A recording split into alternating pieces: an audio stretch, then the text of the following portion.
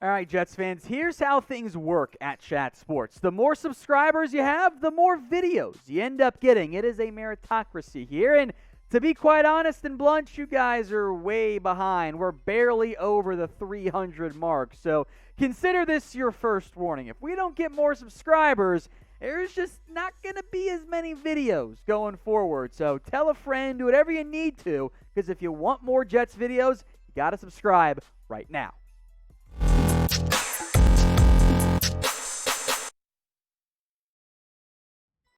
Today was the first roster cut day for the NFL, so I am here to break down all the cuts and the moves. I'll explain the difference there that the Jets made today. Now, in order to get down from the 90 to the 85-man limit, they had to make 5 moves, either cuts or putting some players on IR. They did that with 1, and we'll break that down. The deadline was August 17th, today, Tuesday, right? Now, this is not the end of even the very smaller roster cuts due for New York. August 24th. 5 more players got to go in some capacity before the initial 53-man roster limits are due on August 31st. So let's break down the cuts then here. First up is Bennett Jackson, the longtime safety/corner at Notre Dame, who's had a very surprisingly long NFL career, being able to bounce around, not playing in that many actual games, but always being a coach's favorite for camp in the preseason. Well, this might be the end of the line for the nearly 30-year-old safety from Notre Dame. Jackson was cut, and the Jets are still fine. Make no mistake, it's safety. The trio of Marcus May, Ashton Davis, LaMarcus Brown, whatever order you want, of course, is more than good enough for New York. So the release of Jackson, a little bit surprised that since he was so experienced, but if he wasn't going to make the roster, try and do right by him. Get him a chance with a different team, which may or may not come. Next up is Austin Walter. I almost merged those names. Austin Walter, the running back who spent some, of course, with San Francisco. He did play last year, technically. 1 carry, 3 yards. And, yeah, right? This was, I thought, a pretty obvious cut. It was either going to come this week or next week, because of the guys on this roster in terms of as things are situated for New York, I think it's very clear that Walter wasn't going to make the team.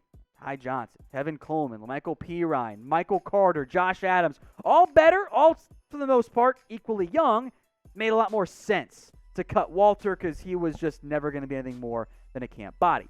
Next up is one of the UDFAs, Michael Dwumfour, who spent some time at Michigan, transferred to Rutgers, and, just wasn't that great. The Jets have had a pretty deep defensive line, most of the interior guys, just like Michael Dwumfour is, for a long time. He wasn't good at Rutgers. Again, smaller sample size, weird Big Ten year, COVID, blah, blah, blah. 19 tackles, 2 for loss, half a sack. He went undrafted for a very good reason, and in the end wasn't able to make a big enough impact on the Jets to get them even to keep him for another week or so. So of those 3 main cuts, which one surprised you the most? No wrong answers. You can even go with none if you want to feel like a smart person. Get your votes in for me right now in the comments section.